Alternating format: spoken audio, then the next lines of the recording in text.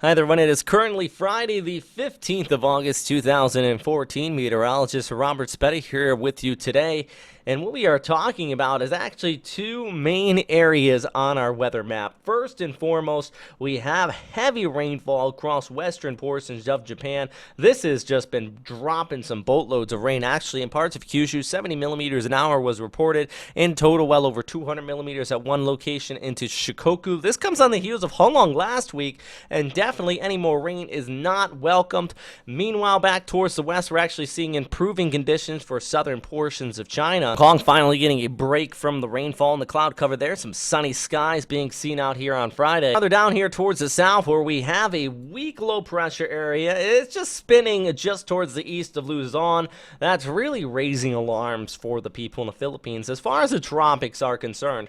Right now, ASCA imagery actually shows an elongated circulation with this. Latest visible satellite imagery indicates a slight circulation coming out of this. I like to use visible imagery, VICE, that infrared imagery I used at the start of this update, because you can see some of this low cloud cover, and that's what we see off here towards the north. Some inflow coming in down towards the south, and just this elongated area of convection. Do I think this is going to develop into anything more than that? Highly unlikely. If JMA stamps it as a minor tropical depression, that wouldn't surprise me, but that's basically the equivalent of a low pressure area in the tropics, and already the Japan Meteorological Agency has stamped it as a low pressure area out here just towards the east of the Philippines and moving off there towards the west at about 10 knots. But if we take a look at the 24-hour forecast, it moves a little bit farther there towards the west, and on the 48-hour forecast from JMA, they even drop it all together. So let's go back to our Meteor Earth app here. This is displaying the ECMWF model, and we have our low spinning off there just towards the east.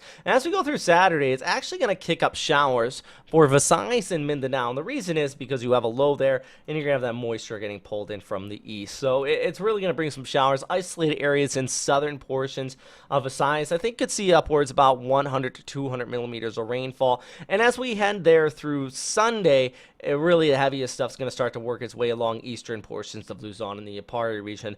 Manila's going to miss out on the worst of the storm, but I mean, don't be surprised if you do see some scattered thunderstorms, especially during the afternoon hours this coming weekend, and then even over towards Monday. But by Monday afternoon, most of this is really going to taper off. You're still going to see those afternoon storms pop up, but the bulk of it's going to be gone. So a low pressure area skirting the northern portions of the coastline. I've been calling it a surge of energy, be it last 48 hours, just showing our storm system pulling off there towards the west, and really localized, as I mentioned, up to about 150 millimeters of rain. This is background is a GFS 72-hour rainfall accumulation. You can see some of the areas seeing that precip across the Philippines. So I wouldn't worry that much about this one. It's not going to become a named storm system. If Pagasa does, it would really surprise me.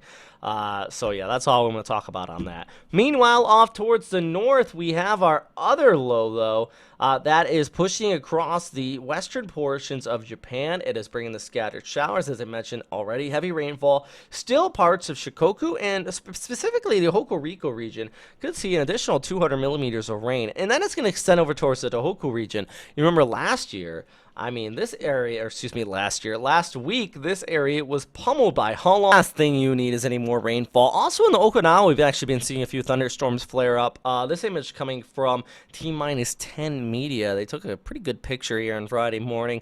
I think Saturday is going to be the worst of it, though. By especially Saturday afternoon, you're going to see some storms out there across western portions of Japan. Our low starts to work its way farther off there towards the east. But you can see here on Saturday, we do have those storms flaring up around the Naha area, tapering off back towards the west, but then all that energy is going to move off here towards the north. Even on Saturday, there's a chance of an isolated storm in the Tokyo area, but I do want to note, most of this stays on the western seaboard. It's not until Sunday when some of it starts to push a little bit farther there towards the east. But actually, Tokyo misses out on the bulk of this precipitation this coming weekend. Most of it's off there towards Tohoku, where that stationary boundary is, stretching down across really the Hokuriku region and into western Japan.